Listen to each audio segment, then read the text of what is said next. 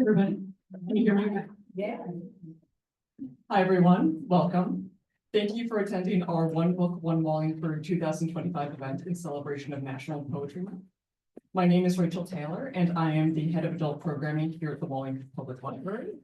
And tonight we are very honored and excited to welcome as our guest speaker, Reginald Dwayne Betts, an award-winning poet, 2021 MacArthur Fellow, and the founder and director of Freedom Read. Welcome, Reginald.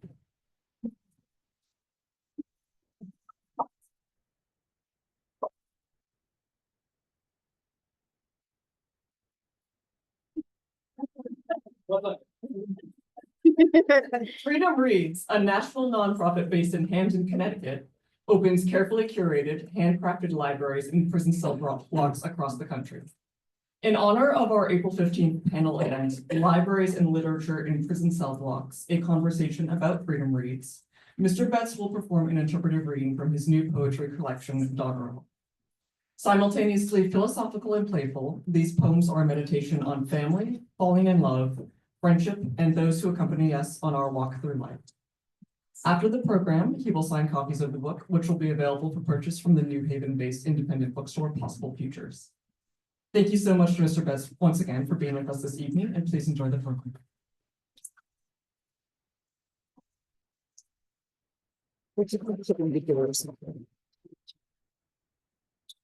I'm certain that I shouldn't tell the story, but I'm gonna tell it anyway, because this is probably one of the coolest things that has ever happened to me, right? I love public libraries, and I was here meeting somebody. And I came and, I like to ask if the public library has my book, especially if it's a local, because I want to see if they really, support local authors, right? So it's like, yo, you got this book, I just want to check. It's called Felons by Reginald Dwayne Betts. And we was like, oh yeah, man, I've been trying to read him. I was like, yo, I think I know him. She was like, yeah. I was like, yeah. I was like, why are you trying to reach him? Oh man, we would love to have him come in and do a reading, but he's really expensive. Yo, you know what? That shit is crazy. I was like, yo, let me record this because I know him, right? And then she was like, record this? What are you doing? And I was like, no. And then I started recording the conversation. And I was like, look, you know what? I'm gonna ask him actually if he will come. I bet he might even do it for free. She was like, for real? And I was like, yo, he is me and I am him.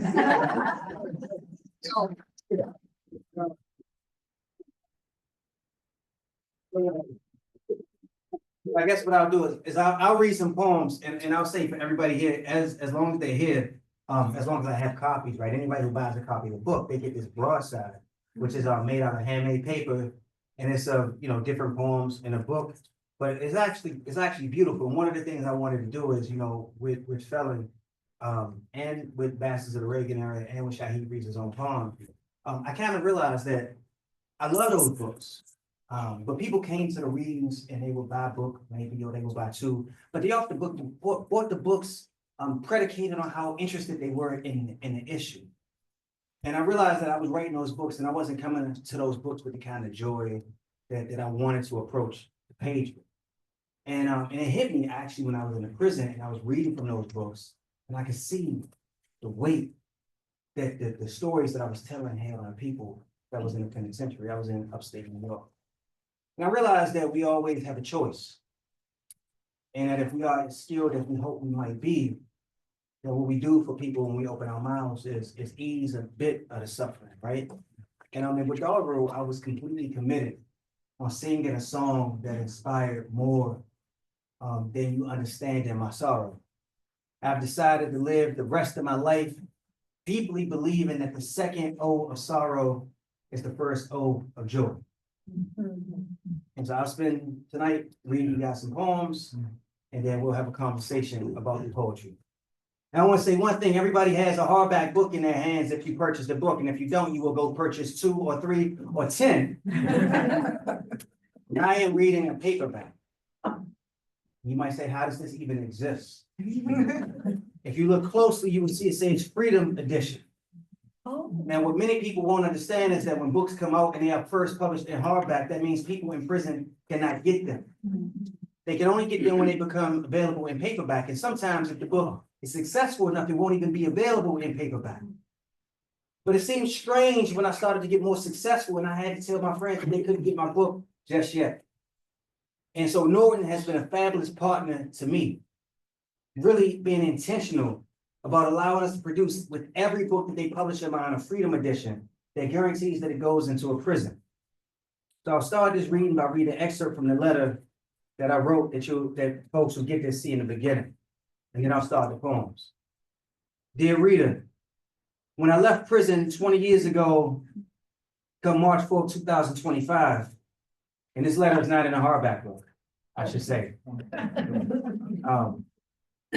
When I left prison 20 years ago, come March 4th, 2025, I planned on leaving it all behind. The cells, my memories are running mile after mile on a gravel track.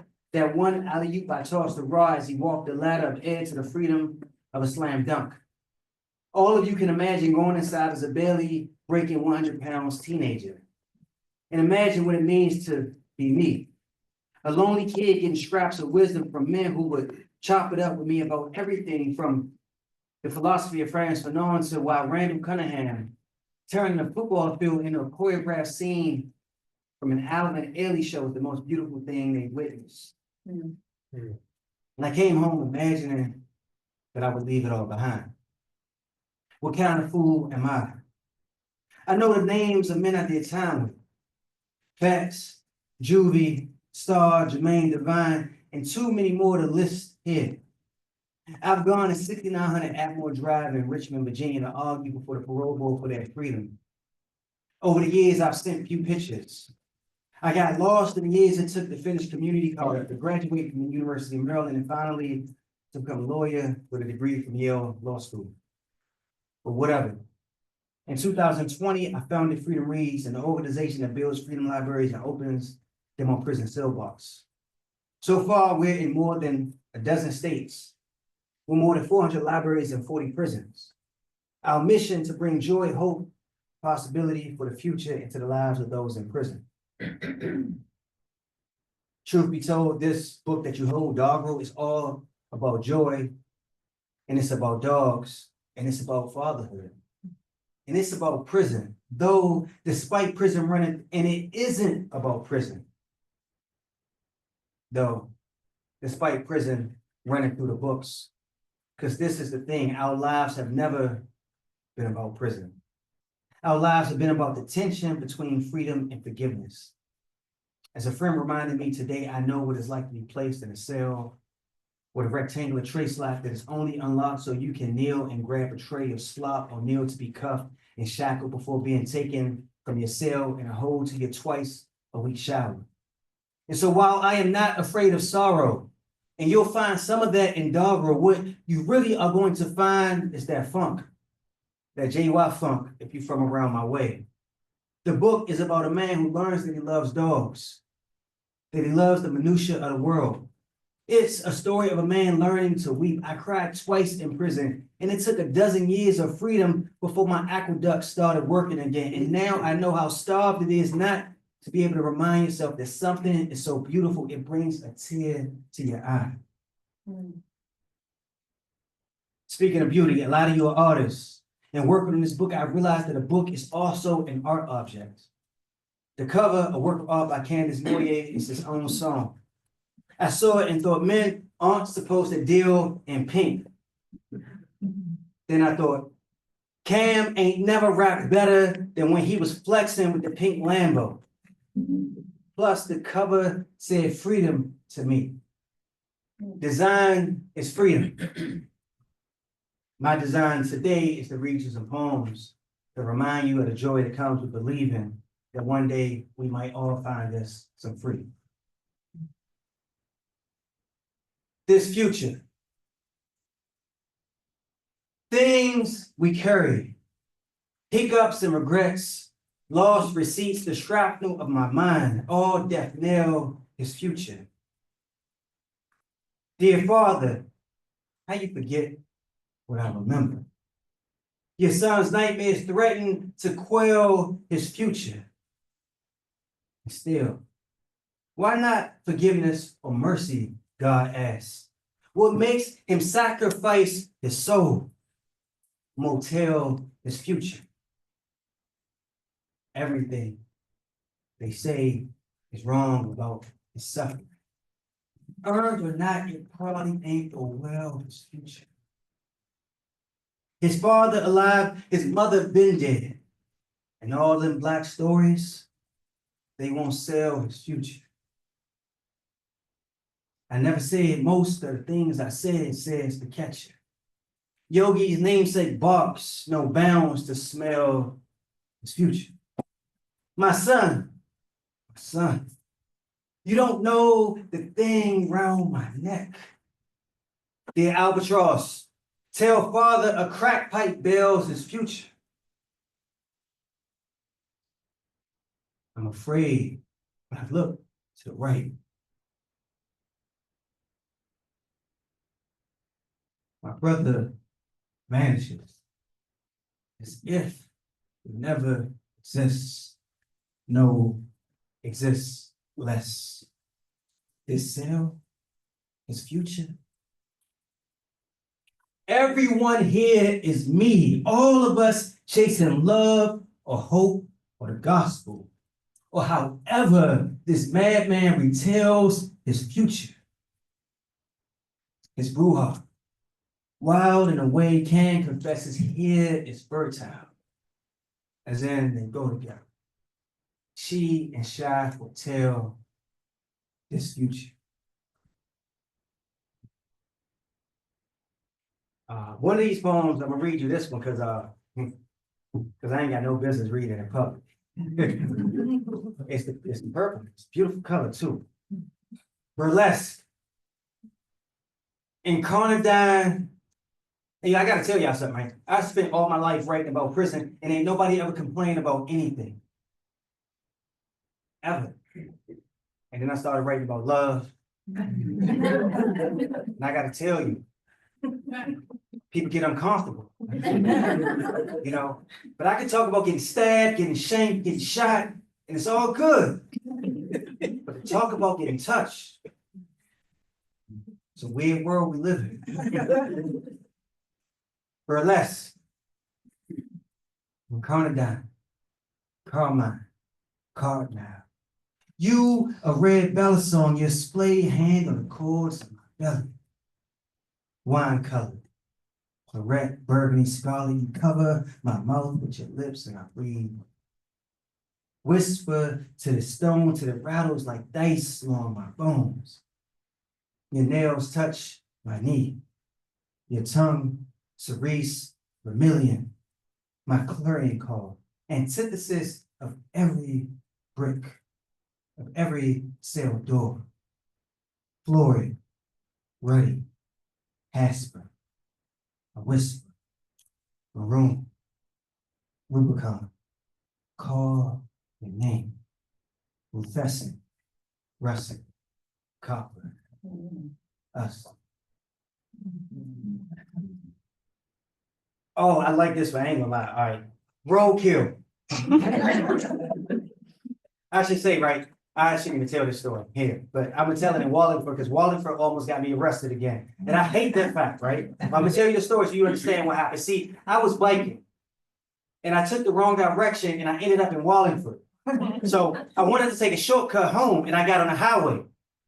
My girlfriend gave me this book, I Am the Cheese, and I was reading it and the kid was biking on the highway. I didn't get to the end of the book yet. See, at the end of the book, I found out he was in a mental institution. And if I would have read to the end, I wouldn't have believed him when he said he was on the highway. But I was like, if this 15-year-old could bike on the highway, so can I. The police thought otherwise. And when they ran, they put the siren on and came behind me. They could not believe that I thought it was legitimate to bike on the highway. It's the first time I got a police escort. And this brother was incredulous. He's like, seriously, you do this every morning, not on the highway, right? But anyway, I got the biking and that's how I lost so much weight. You know, even my trainer thing, which is a beautiful thing, you know, like to have people that know you from all different walks of your life is like lovely, right? But this is a poem I wrote literally at 3:30 in the morning, biking through New Haven, Connecticut. Roadkill. It's 3:41 a.m. And already I biked a mile from my first sale to the child hall a half dozen times, if at all. And my body is tired enough, and I admit to no longer wanting any of this. The stars acknowledge no one at this time of the twixt tween. And it is nobody to call. And a dead black thing in the street is an animal until I get close enough to see that it's only a bag flitting in the wind. We've all been mistaken for something less alive in this life, I know.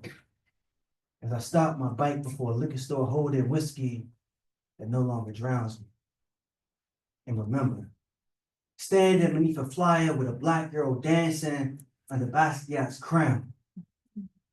Forgetting who loves you is the easiest way to vanish.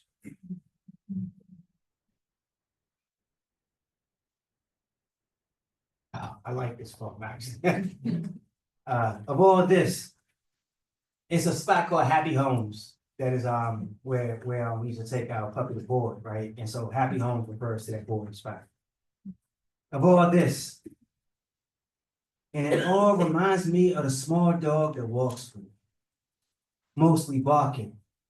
And of days I drive her to Happy Homes, where she bored and riot with the local cacophony. And it reminds me of how, as we pull up, before the car full starts, she'd be on two paws, full, leaning her mouth against the glass. And she shouted her joy. And maybe I shouldn't be surprised when she bounced from my car and barely pauses before launching herself and me toward the green door from behind which those who have become her pack wait.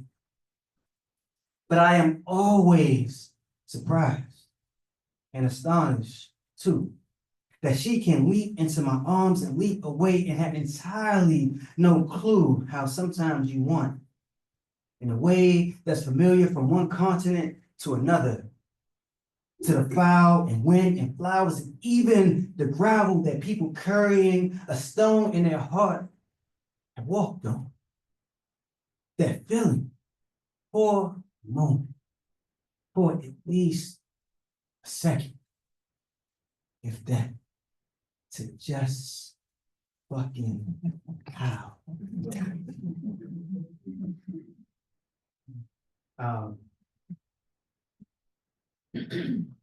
I was in Italy for a minute, and I got to the point that I was so depressed and stressed out that I would just like go to the same spots again and again. I'm gonna read a few poems from Italy because the cool thing about it, right, is how you can discover home wherever you are, which is a startling realization for somebody like me who believes that I have no city that I could call my own, right? I was at this spot, and in 3 days in a row, the food was so good. And I was talking to my mom and realized that I spent this whole fucking life without writing a poem for my mom. So this book got like 4, because I could make up for lost time, you know what I mean? So it's messed up that my mom be like, why you ain't do this for me before? My friends like you so much more now. My mom was obsessed with she climbed Mount Vesuvius once, and as a kid I was obsessed with Pompeii. Didn't even know that the two were connected. And to this moment at this restaurant I'm talking to her. San Giorgio. And I'm gonna read 3 poems from my mom just to prove to you that I've written at least 3 poems for her in this book. San Giorgio. The mackerel rests on porcelain as if it were Piero fresco. Some long ago thing that is crystallized before me by magic I can name but cannot reproduce. Still, it reminds me of Sussex One State Prison, of Tupac rapping about eating Jack Mac, staring at these walls in silence. Though this too is about how we find what we look for. And for all these years, I've been looking for myself where at last knew me is not shaped by what fools name wisdom. And my mother calls the reason she weeps. What more of this world can anyone desire?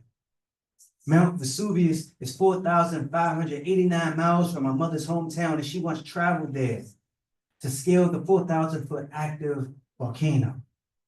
As a child, I was obsessed with Pompeii, with the idea that mid-sentence, you can become ensconced in history. And I don't wonder when my mom says she would scale it all again. We have always been gamblers, might be the point.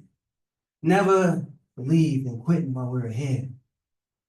And since she once braved that history, to grapple with an old disaster.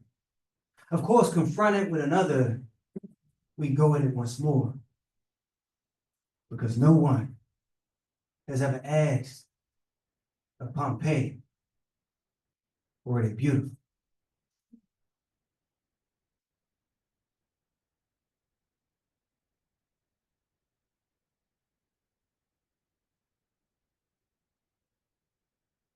Too bad the only suffering ain't weeping.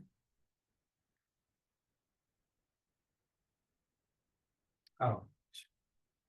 I love this poem. It's not for my mom, but since I said the title, I'm duty bound to read it. Actually, I broke my hand twice in my life. First time I was 16 in solitary confinement. And second time I was 43 in the middle of getting divorced. And my youngest son is one of the coolest people on this planet. I had punched the door and broke my hand and knew it, you know. And lady asked me, he's like, what door did you punch, Dad? I was like, what kind of question is that? And I said, I punched the bedroom door. He said, no, Dad, listen. Next time you punch a door, you gotta punch a hollow door. I think one of the questions in this world is how do you confront somebody else's suffering?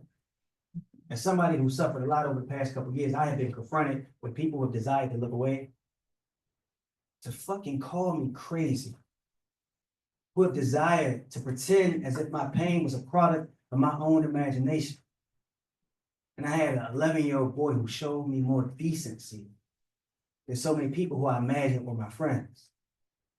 And I had one guy who I barely knew say, yo, you know, let me do this thing for you that I think can help you become okay. And so I wrote this poem for him. Too bad the only suffering ain't weeping. In a world where every touch hurts someone, the intimacy of a blade is worse. A kind of clarion and haunting. And who hasn't needed to be forgiven? I was wailing in public is what I mean. My right hand broken by believing it could fly through a door. And the rest of me out of sorts from all that's been lost. Those understanding survival as a last stand against the noose wondered if we never or always get what we deserve. Our Lord means priest, and who amongst us has not needed a person close enough to violence to rejoice at the ways mercy is often our only gift. It's like the robins, or at least I wanted to be like them. Slow building a nest, a few twigs at a time. Certain they'll sleep in a nesting box they make until they don't. And still being unbothered by how this work of twigs and straw makes them vulnerable enough to hesitate before flying from wooden fence to just behind the front bush. We're all hiding what everyone can see might be the point. And my broken hand was his own weeping way of asking a crowd of strangers if it might be forgiven. I wasn't even gonna read this one, but like, you know what? This is like one of the coolest poems I ever wrote. Because you know, one thing about writing a poem is like, what pushes you to write it? So I'm on the Amtrak. I ride the Amtrak a lot, right? And I see this woman, and for some reason, people get divorced like to tell everybody. I know, because I was telling everybody, you know what I mean? And so this woman says, yeah, you know, I'm getting divorced. And I was like, why would I know that? She had a bunch of rings on her finger, and one was particularly beautiful. And I said, you know, I'm getting divorced too. And I'm gonna write you a poem. And then she looked at me, in the way women look at you when they think that you're flirting. And those were two things that sounded like I was lying. One, I'm suddenly getting divorced, you know? I had like rings on every finger, you know? And then two, I'm gonna write you a poem. So I said, you know what, don't tell me your name. Now we in Baltimore, where you get off. She said, get off in New York. I said, I'm gonna write you a poem before we get to New York. And I said I'm gonna write her a poem because I was writing about dogs and I was thinking about dogs. And she kept talking about this dog of hers, right? So I was like, bet, I got you. She ain't believe me. Before we got to New York, I had finished this. Rings. Everyone needs a reason to remember, even if remembering brings about tears. Shahid will tell you he knows the ugliest among us gets ignored. Remembers days he needed to be a rugged child that disappeared, still failed to vanish. Breaking bread with men who carry life sentences like for shades. And so all these years later, isn't surprised when a smiling woman mentions Theo, the mutt, half Chihuahua and half Puck. So ugly that she is cute.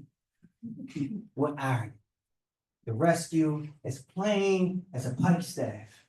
Huckery, no oil painting is named God's gift. This is how love brings you tears. Some of us accumulate rings like dogs, each finger holding its own promise and history. Nugget, who takes permission without asking, standing on a coffee table as if belonging, like 5 rings on this woman's middle finger, brave as anyone. The rings and coffee table saying, though she be small, she be mighty. Who adorns a single digit with the beautifulest part of a brass knuckle? 2 empty fingers echo French bulldogs whose names I never learned. But this is how loss works. The losing itself is a naming, and every story becomes multiplication. If the naming is filled less with names than with the best parts, the barking and everything else. Because who amongst us hasn't been as mangy as a rescue? Even on our best days, designed mostly to be loved.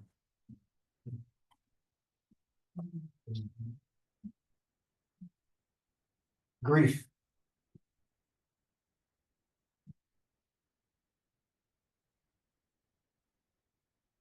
The Lord. The story of Easy, a small dog who I imagine is named after Mosley's detective, crawls into the space left by Zinnia, burrowing in corners against door frames beneath a house, in search of a phantom smell.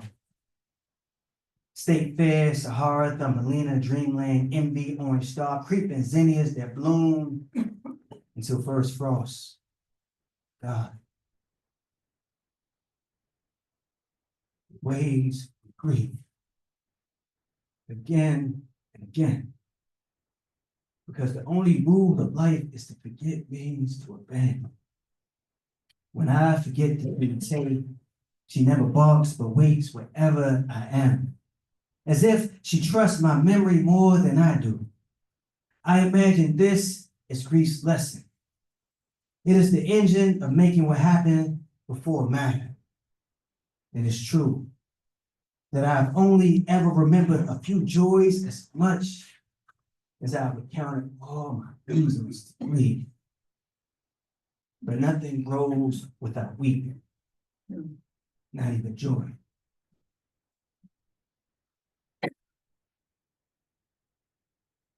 All right. Oh, you know what? I'm gonna read this poem about basketball because my kid plays basketball.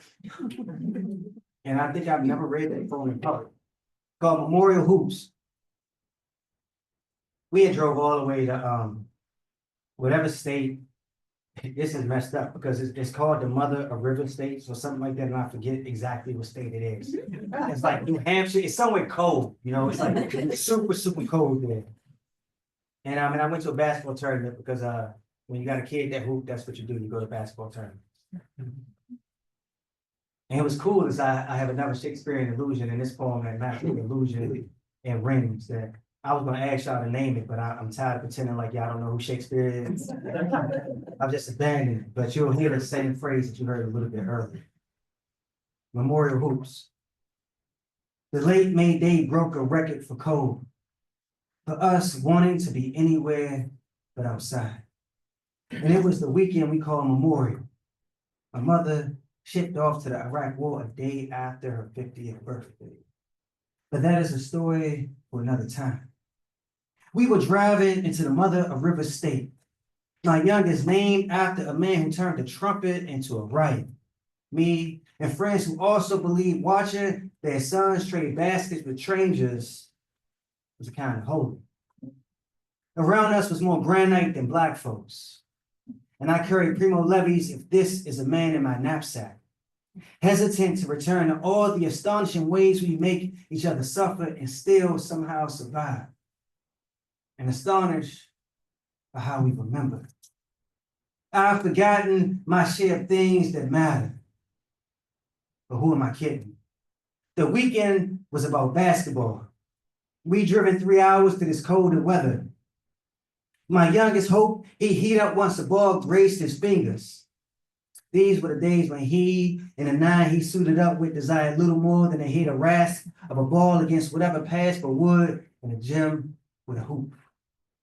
There's something about how basketball makes men of boys and boys of men. The other team had a player who made me think, though she be but little, she is fierce, as she, the only girl on the court, slipped a jewel into that hovering crown we cheered. Even we whose boys sought to dribble and jump shot their way to the glory of a win. And when Miles came down as if he knew, I didn't hold my breath. A crossover, the ball then swung around his back. The kid before him lost on some raft in a wild river. Maybe Miles knew the ball would fall true because he turned to watch us as much as to get back on defense. And we laughed, laughed, laughed. As kids, barely large enough to launch all that need at a target, did so again and again. I gotta read Bike Ride because I read that one. And you always fear that your children are somehow listening to you. And so I was in Italy and I told you I bike all the time. And I bike 7 miles this morning. That is a humble brag because I've been up since 3. So I want to joke that that's a humble brag. You know what I mean? And I've been having meetings all day long because my team, they be messing with me. See how I encourage Jimmy? Yeah, I see you. I see that judge. Yeah. So like my team be messing with me because they think I talk too much, right? So they put me in these situations where I have to realize that I don't have to always talk. But I've been literally on call since 8 o'clock this morning. But when I first started biking, I could barely bike.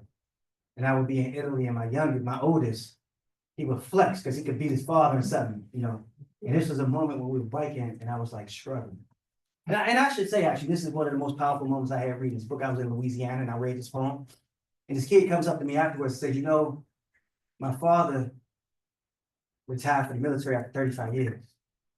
And every day he gets up off of the sofa, you know, and I hear his knees crack and always ask him, Dad, are you okay? And I guess this is one of the things I deeply, deeply believe. You know, I wrote these books and people read them and they imagined they were well prison because I didn't understand fully how to make people understand that in prison there's more than just suffering and sorrow.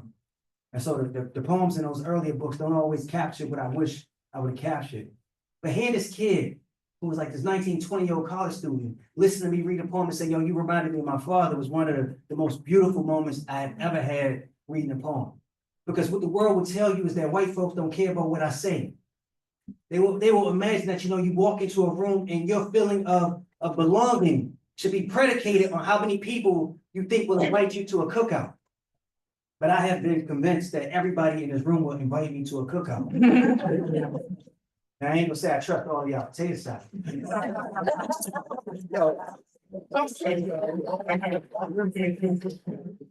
Bike ride for MacArthur. Returning from a gravel path, I ride a bike with my oldest boy. And this is where he learns how the body feels you. Each time I pause, he asks if I'm okay. And I say yes and climb back on the bike as if I believe I won't falter. Yeah, I know I will. The ride, no more than 2 miles along an Italian road, was so much more than my body can take these days. We've been searching for a haunted house, and I should admit that my son don't like birds. But when I found this abandoned church and hundreds of wings turned it into a scene from Hitchcock, I wanted to share that mixture of joy and fear I felt. I imagine he knew. Mostly, I wanted to be close to him in a way that my father has never been to me. Bike into that old church, we were interlopers and discovered Barkin that wanted us to take leave. Particularly the Gandalf looking like mud in our path. Makai would have tangled with the beast that saved me. I know. As we ride, I stop, and he asks if I'm okay. I don't know what it means for a child to see his father weep, but I know what it means to be saved by a son. Oh. I'm gonna read a couple more, then I'm gonna shut it down and take some questions. Now, I'm gonna read this one because this is the last poem that I wrote in the book, right? And it matches with Bike Ride because the people in the book made a mistake. And I ain't gonna tell you, I ain't even gonna lie, I'm gonna put Lori on blast. Lori was like, you could stop revising the book now. You know, I have revised the book like 177 times. And I'm going through the galleys, and I see that they have messed up and put Bike Ride and end the Bike Ride into a short poem called Guns, Dogs, and Heroin, right? And I was like, and if you looked at the galleys, you're like, heroin, what's going on? No. And if you look at the galleys, you will see that mistake. And if you read the acknowledgments in the galleys, you will see that I say, and for the woman, see, I read every poem in this book to somebody. I read these poems to Uber drivers. I mean, I don't care what people say about poetry. I know poetry matters. I read a poem to an Uber driver at 4 o'clock in the morning. And he said, you know what, let me listen, let me introduce you to Jelly Roll. I was like, word. You know what I mean? And no, and wow, he was like, you're the second person I picked up from prison today. He just picked up somebody working at Walmart who had complained to him about how he'd been working overtime for weeks and not getting paid for it. And it turns out that this Uber driver had new prison too. And so I read him a poem and then he introduced me to somebody who I listened to for a lot of like weeping days, right? But I told this woman, so we go to Montgomery. And I was writing and I had wrote the afterword for Martin Luther King Jr. It's the first time they published it as a book, Letter from a Birmingham Jail. I wrote the afterword for it. I went to prison when I was 16 and my name is on a book with Martin Luther King Jr. and his family agreed to make it happen. And if that don't say something about what we should strive for in this world, I don't know what does, because I have lived most of my life believing that I have no longer a place in the beloved community. And to have his family, you know, say no. I mean, my name was literally on a short list before I met the folks to ask them, right? So what happened is I'm in Montgomery and I want to go to the Edmund Pettus Bridge to prepare to write this essay. But I had on some shoes that I liked and it was raining that day, and I asked this black woman, I said, yo, what do you think I should do? Because I'm supposed to write this essay and I want to go to the Edmund Pettus Bridge, but these shoes is fly. And she looked at me and was like, young man, you better go. And I was like, I know, right? She said, yeah, the ancestors, all of them. And I was like, you know what? I'm gonna read your poem for that. Because she said she'd give me an umbrella. I read her a poem, the last poem in the book. I ain't even gonna read it here because I don't want to cause no riots. But I read her that poem. I'm gonna tell you what she said to me. Young man, you could keep that umbrella. So I get in the car, and the woman that's driving me has these 2 tattoos of blue ribbons behind her neck. And I asked her what the tattoos mean. And she says, my brother and my father had brain cancer. And you understand, my last book, Redaction, I wrote it for a good friend of mine. The poems I all wrote because she told me she had colorectal cancer. You know what I mean? And this is what turned my life around, really, right? Because it's not that I thought that the poems had fallen on bastards or rain. Anything I wrote was suffused with sorrow. It's not even that I didn't even think about joy. But this woman tells me she has colorectal cancer, and I'm like, yo, I'm gonna write a poem for you every day you gotta go to chemo. I talk before I think. I mean, they didn't even tell me the chemo schedule. They do that joint all of the time. And so I'm writing the poems, and I realized that you can't write a poem for somebody going through chemo and be sad. And I'm like, you ain't got permission to do that. And so for the first time in my life, I would write poems that had something other than sorrow in it. And it made me realize that I had lived a life, man, I lived a beautiful life. And anyway, so I'm in a car with this woman, and she tells me that, and I say, oh, I got a book for you. Now, I had brought the book. Don't tell Brian Stevenson this, right? But I had brought a copy of the book Redaction. This book costs $100, right? I had brought a copy to give to him, and I said, yo, I got a book for you when you take me back to the hotel. So we get to the spot, and I set the shoes on, and then I see she got a tattoo with a pair, the first Jordans with a dragon coming out of it. Now, you can't tell, but I got on 2 dragon rings and 2 dragons around my neck. I got a bit of an obsession. I say, yo, you a sneakerhead too. What do you think I should do? I don't want to get these shoes wet. She said, oh, you got to take them off. It's a torrential downpour. Now I hate wet socks. So I'm like, if I take my shoes off, I should take the socks off too, right? And yo, you know, some people will push you and push you and push you. So she's like, yo, take the socks off and you can't wear a coat. I had this beautiful yellow MLK hoodie on. So I felt like that's right because I want people to see the MLK hoodie. I was like, what about the umbrella? She said, brother, you just got to get wet today. And I walked across the bridge, and like as I was walking, it was this old couple, and I had my phone out because I told myself I was going to record some notes. But I was just weeping the whole time, and I thought people could notice me weeping because it was raining really, really powerfully, right? There's this older couple walking this way as I walked that way, and I told her I owed her a poem, but I couldn't figure it out until somebody else made a mistake. Like, what if every mistake that you encounter in this world is an opportunity for you to be better, for you to be more than just aggrieved that somebody messed up? And I thought, I got you, y'all. I got this poem right now. Guns, dogs, and heroin. But not gin. Not because of judgment, or how some seduction reduces us all to a mistress of common sense, but because the smell of gin ain't funky enough.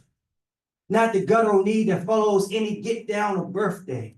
You know, one of them walking in the rain funky days, though not for the sadness, but for the joy of more. And the calling above says this world notices something other than me. And then boom, I'm back on the Pettus Bridge, barefoot in another downpour. On the other side, a woman I just met waits to return me to near memorial that stretches across so many acres of green. With its 800 giant cordon monuments falling from the sky, surnames of known of a Black person lynched, and these United States carved in the steel. All for this legacy of survival we carry with our breath.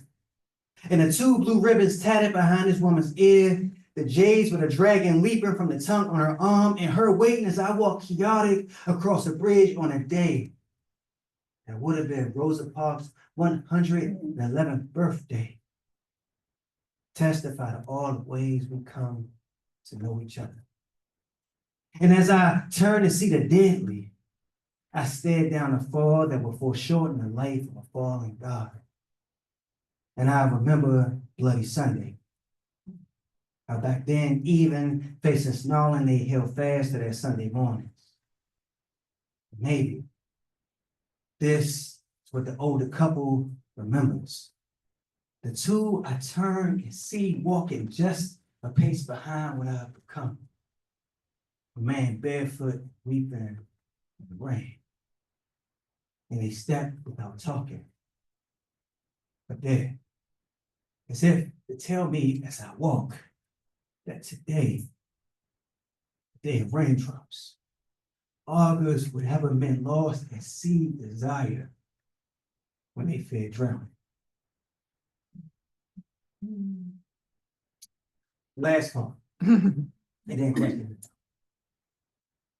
On joy. You asked me how I'm doing. And I realized there are not enough words for joy in this language. Not like the German, where a man can whisper a phrase that roughly translates to "it felt like a stone falling from my heart."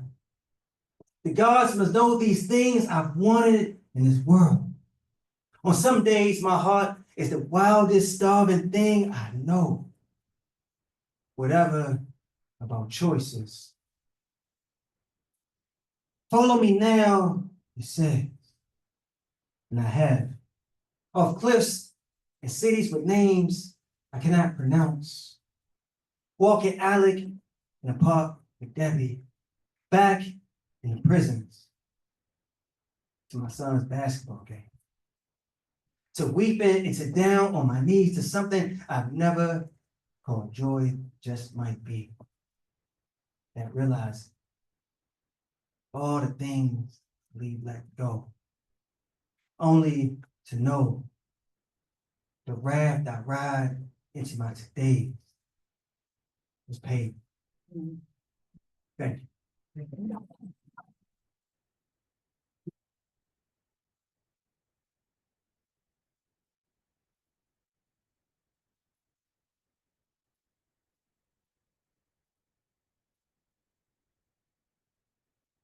So cool, this is the best part, so now I get to hear from you guys and I get to answer whatever questions that you might have. And truly, today is Tuesday, what's beautiful is that, I mean, I started an organization called Freedom Reads, and we do libraries.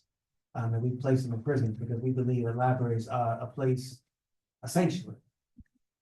And where else would a sanctuary be as important than in a prison? And I mean, a lot of times, people tell me, and then understandably so, they say, yo, why would you go to read at a library? You aren't going to be paid for it. Mad people tell me, yo, you're doing enough readings in Connecticut. And I said, no, I will read in Connecticut as often as I can. Because the truth is, the meager number of books that any publisher publishes of poetry, if people in Connecticut care about it, I will be the most wildly successful poet in America. And that's without selling a single book. Because if you care about what you heard tonight, you'll tell somebody. And most poets in this country do not have people saying their name, period.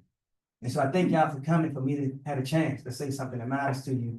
And I'm really happy to answer any question that you might have.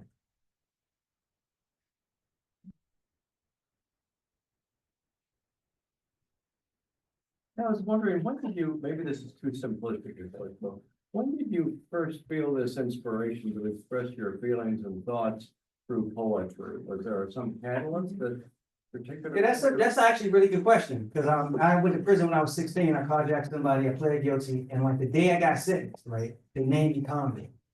And I was in a holding cell about to go back to my dorm, my cell block. And I thought to myself, and this is like, something's wrong with me in a way, right? I thought, well, what am I gonna be when I go home? But you might imagine that I would have thought, what will I be while I'm in prison? How will I survive prison? But my first thought, well, what will I be when I go home? Like, what would I prepare myself to do that would make my mother prouder than she is in this very moment? I said I would be a writer. And I never told anybody. But I told myself I would be a writer, and I held on to it. A couple years later, I was in solitary confinement. And the guys had basically created an underground library. And I called out for a book, and somebody slid Dudley Randall's The Black Poet under my cell door. Now, the interesting thing is, I said I would be a writer, but what made me a poet, what made me really a writer, is I read the work of this guy named Etheridge Knight. Etheridge Knight had did time in prison, and so it became less of a dream and more of like, if he did it, I could do it. Which is one of the reasons why I deeply believe that as a poet, one of my duties, one of my obligations is to show up when people want to hear song, because you never know who listens and who needs to hear something that you say. So actually, it's a really profound question, because sometimes I get an answer and I literally believe, it made me think God exists in a weird way. You know what I mean? Like you don't make decisions like that as a child. You don't make decisions like that as a child, and that decision becomes, like a friend of mine once gave me this birthday card. It's a man throwing a tightrope out into the air. I mean, literature, poetry, verse, words was the tightrope that I walked into the world with, never knowing where my next step might take me. But somehow, wildly, always, ended up safe. So it was a really good question. Thank you. I have the unique privilege of putting Freedom Reads books in my students' hands at MYI, at Manson Youth, where I'm an English teacher. And you were incarcerated at age 16, so I'm wondering what your school experience was while you were locked up. Were you provided a school experience? Yeah, I mean, I was a bit, well, actually, you know what? That's actually a really good question too, because when I got to the jail, I was at Fairfax County Jail, and they said if I got my GED, it's talking about what it means to be seen. And this is why, like, honestly, I sort of deeply reject the racial narrative that we fall into when we talk about prison. Because when I got locked up, Black people ain't want to be me any longer. They didn't want to claim me. They didn't want, I had full tuition academic scholarship at Howard University, and it got rejected because I got felonies. Academic, after prison, full tuition academic scholarship that I earned. And I earned every academic award I've got. And they rejected it. And you know, one of the most beautiful things in this world is how I watch all Black folks refuse to condemn an institution and say, because you are a felon, you don't belong. I have never, ever, ever heard a Black person that I know say, you know what, that was wrong. Publicly in a space that they could be heard. Ever in life have I heard that. I go to the jail, I'm 16 years old, I go to get a GED because I hustle with the best of them. I said, I'm gonna get a GED because it's gonna make the judge love me. I was wrong. You know, sometimes you're wrong. I go to get this GED. Now, I weigh 165 pounds now, and people look at me like I am unhealthy. I am cut up like a bag of dope. I shouldn't have said that, y'all. I actually don't even know how dope is cut up. I was just trying to make a reference to the fact that I bite it and want it. But the point is, I weigh 50 pounds more than I did when I was in the jail, and people now look at me like I am sick. Imagine how I looked when I was 16 and 120 pounds in the county jail. I don't have to imagine it, I see it every day. And I never had anybody who was Black look at me like my mom did. So I go to this GED class. And I stay in the cut in the back, and I wait till the class is over. And after it's over, I remain back and I say, look, I would love to enroll in the class. And this woman looks at me, she says, were you in high school before you came here? I said, yeah, I was in high school, I was in 11th grade. I said, what classes were you taking? So I was in French 4, AP US History, Physics, Pre-Calculus, and then I started flexing. Discrete math. You know what I mean? She said to me, you remind me of my son. And this was a white one. And she said, I'm gonna look it up, y'all. And I'm gonna check out and see how far you are from graduating from high school. I was in 11th grade, and it turned out that if she transferred me to Virginia Public Schools, all I needed to do was finish 11th grade and take 12th grade English. So I did that, and I had a high school diploma when I paid before the judge. And the judge said, I am under no illusion that sending you to prison will help. But you can get something out of it if you want. And for years and years, I resented the judge, and then I realized something. The judge spoke with the voice of my community. The judge still speaks with the voice of our community. And also, I realized that, you know, something's wrong with my brain. I held on to what he said for the entire time I was in prison. I was like, I can't wait to quote you one of these days when I become something. And I remembered it out of anger. Then I realized he told me that I could get something out of it if I wanted, which frankly was more than most people had ever said. And so when I got to prison, my education was books. It was the library. It was something is wrong with my head, and I get obsessed with things, and then I started going down a rabbit hole. And I was once in a cell with a dude. Dude tells me, yo, if you slip and fall in McDonald's and they got one of those yellow signs up, can you sue? And I was like, well, yeah. He's like, even with the wet floor sign, for 45 minutes, we argued. Then he pulls out a book from under his locker that's yellow and it says torts. You got to understand the absurdity of this, because he just spent 45 minutes of my life arguing with me about something that he knew the answer to. I snatched a magazine, it's Prison Legal News, and I see an advertisement for a paralegal course. And I say, ain't nobody ever going to know more about law than me. You got to understand the naivety and like the weird, like rabbit hole I was trying to dig into. Because I literally thought that paralegal course was going to make me a lawyer. And that was my introduction to the law, And so I had, my education was like just basically, prison was a lot of horrific things, but one of the things that gave me the privilege and the opportunity to do is not be judged for my inability to focus on things other people thought I should focus on. I was able to focus on becoming a writer, even though nobody would have believed I could make it here as a writer years later. And I wasn't even trying to make it. I was able to study the law and then I got 5 people out of prison because of this dude like argue with me for 45 minutes for something he didn't answer to. I mean, I should write him and thank him. So yes, I mean, I didn't get a formal education in prison, but I got the kind of education that meant that I never paid for college when I came home. Full tuition scholarship to Prince George's Community College. Even though Howard reneged on my scholarship, I was like, it's cool. I went to the University of Maryland, got a full tuition academic scholarship there. Was the commencement speaker when I graduated. Had a full tuition academic scholarship to Warren Wilson University, where I got my MFA in poetry. And then later I went to Yale Law School, which doesn't give out scholarship, they just give you money if you broke. And they gave me money because I had 2 children. And, if you had 2 children before, that is literally the synonym for broke. So yeah, and I would say that like Manson is a hard place. So one of the things I remember though about going in was like how delighted they were. You guys be like, yo, you showed up. And so we'll come back to it. Thank you. So, you mentioned one of your children's names, Miles, I presume that's Miles Davis? Yeah, it's actually Miles Thelonious, and Wildly. Oh, yeah. I didn't even know, no, it's Miles, his middle name's Thelonious. And Wildly, when I moved to New Haven, because Thelonious Monk's family's from New Haven. Yeah. When he was around 18 months, we moved to New Haven. I found out that him and Thelonious Monk share a birthday. Had no idea. But yeah, go ahead. So the rest of the question is then, how important is music for you when it comes to writing poetry? Because you have such strong rhythm in your poems. I think it's interesting because I think that comes more from Robert Hayden, Tony Sanchez, and it even comes from Baldwin, from Faulkner, from Marquez. It comes from the writers that I listen to who really have a really like very musical ear. And in the way that it touches on music, I think like music gives me a different kind of sense of rhythm and pacing. But I will argue that the rhythms that I have in my writing comes from all of the writing that I read and the writing that I gravitate towards. Because it's just frankly wildly different kind of techniques to produce rhythm and poetry than it is in music. But as of late, it has come more from singers. Because it's not just you gotta have music in the poems, right?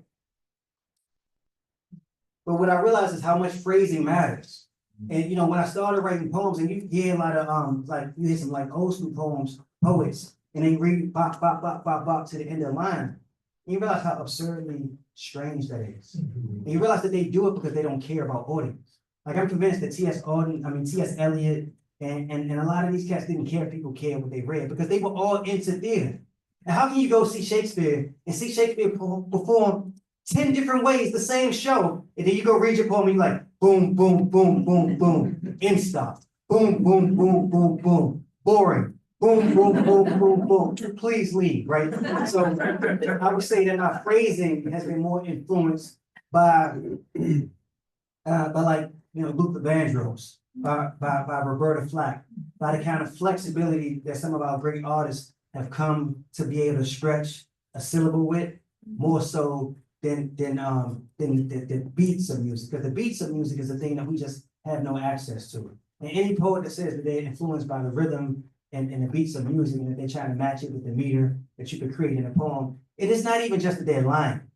They are making fun of you because they know that you're going to act like it's true, and it is so wildly not true that it is an absurd thing to have to say in public. So I would say it's more about the phrasing than it is about any sense of meter. Although, I still use meter, but meter just gives you a line that you can return to that makes the phrasings that you use, like in Bastards of the Reagan era. I had a whole poem that was in blank verse. It was like 100 lines in blank verse, which means it was unrhymed, iambic pentameter. And then I really tried to make it funky by weaving in allusions to Shakespeare and Brodsky and Tupac. And the whole poem is every subsection is a title from Public Enemy. It takes a nation a million to hold us back, right? So even in that, right, my flexibility is very, very more influenced by these literary techniques than it is by anything that I would glean from a producer, a musical producer. I guess we got time for one more question, then I'll let us sign books for you guys, but I enjoyed this, you know what I mean? And if you don't have one more question, I'm actually happy to just go sign books, but thank you guys for staying the whole time. It was really delightful. So one more question. What work do you do now, or have you been doing? I'll say that because this is a really good question to end on. The last, I think yesterday, One reason why I sleep like, it's like at 3 o'clock, I mean, I could fly, I was up with, from 1 to 3, but I was planning on going back to sleep at 3. And I got a text message from somebody that's actually joining, saying that, somebody just got killed in the century. And, well, maybe the reason why I really struggle with the ways that we talked about prison over the last 2 decades is that, everybody I know in prison desires freedom. And the ones who actually deeply believe that they deserve it, they desire mercy and forgiveness. And the public rhetoric is always distant from that. And it makes me, oh no, like maybe we don't believe that the public wants to forgive anybody. Yeah. And I used to think I was going to be a public defender, but my friends who've been locked up 10 years, 15 years. I wrote a letter when I was 16, 17 years old with a homie of mine. He had like 50, 60 years, non-murder, non-robbery, non-rape, in a state that had no parole. We wrote the ACLU a letter. And they sent us a form letter back. And I remember using the story of writing that letter as like my first piece of legal advocacy to get into law school. And I wrote it to get into law school to be a public defender. Like I didn't even understand the disconnect. I am literally trying to get into law school and I'm arguing that he is the reason why I should get into law school. And he basically got life with no parole. And I'm not saying I want to do it to get him out. I'm saying I wanted to do it to be a public defender. Because I didn't believe that we could make a country, a judge, a parole board, a community say yes when we have become so conditioned to say no. And then when I was in law school, I had the opportunity to work with on a case of this cat named this guy I know that actually works with us now. He had, life, he'd been locked up for 35. And I remember going to see him. He was glowing. I was terrified of going in there because we do 35 years and I'm just like, that'll break you. It'll break a good man. And I went in that joint and this dude was like, he was skinnier than me. You know what I mean? And I was like, what? I got to start doing push-ups again, His eyes was gleaming and he was quoting Thomas Hardy. And I was like, I'm gonna do everything I can to get this dude out. Because I fall asleep a lot when I drive, man. I remember driving in Long Island to meet his mom and help his mom and his sister write letters. And they hadn't talked to him for a long time. And I remember writing all of the people who he had connected me to. He would build these relationships, these profound relationships with people on the outside while he was in over these 3 decades. And anyway, I wrote his parole packet and he ended up making parole and he got deported immediately, right? But he taught me that it's possible to get people out of parole. And then Virginia brought parole back, and a couple of friends of mine started asking me to help them. And I sort of shifted my legal work. And there's no outfit that you can work for to do parole work. I'm just doing it, on my own. And that's the only legal work I do. And there are some folks on the Freedom Release team we do it.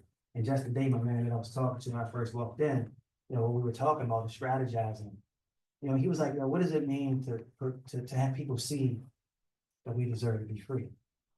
And it's weird because we live in this completely sometimes I feel like it's a completely fractured community. And the students like, no, man, we got to invite everybody. We got to invite the Republican lieutenant governor, the Republican governor. Like, how can you get all these people in the room and Shaheed, you tell them, that when you come, when you tell them why we should be out. And so the legal work I do now is mostly only trying to get people out of prison. I'm known for a minute. Thank you guys. Appreciate it.